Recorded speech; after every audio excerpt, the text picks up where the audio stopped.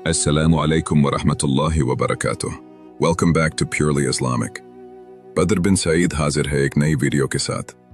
ए ईमान वालों, आज हम एक ऐसी अजीम नेमत की बात करने जा रहे हैं जो दिलों को जिंदा करती है, गुनाहों को मिटाती है और इंसान को अल्लाह के करीब ले जाती है।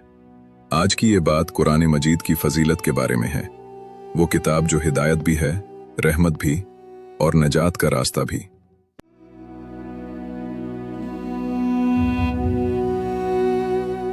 हज़रत अब्दुल्ला बिन उमर रज़ी अल्लाह ताला अन्हुमा बयान करते हैं कि मैंने रसूलुल्लाह सल्लल्लाहु अलैहि वसल्लम को फरमाते हुए सुना, रश्क तो बस दो ही आदमियों पर हो सकता है।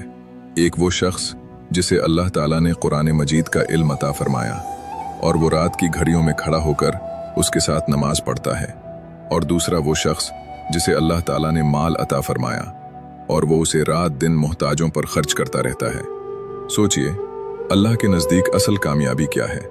न दौलत न शोहरत, बल्कि कुरान से ताल्लुक और अल्लाह की राह में खर्च करना। दिल को झंझोड़ देने वाली बात, अगर हमारे घरों में कुरान मौजूद है मगर हमारी जिंदगियों में नहीं, तो हमें खुद से सवाल करना होगा, क्या हम वाकई हिदायत चाहते हैं?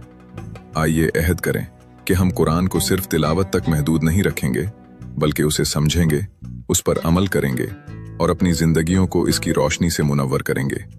और अगर अल्लाह ने हमें माल दिया है तो इसे मोहताजों, यतीमों और ज़रूरतमंदों तक पहुंचाएंगे। याद रखिए, कुरान से जुड़ा दिल कभी अंधेरे में नहीं रहता और अल्लाह की राह में दिया गया माल कभी कम नहीं होता। अल्लाह हमें कुरान से सच्ची मोहब्बत और उस पर अमल करने की तौफीक अता फरमाए। आमीन।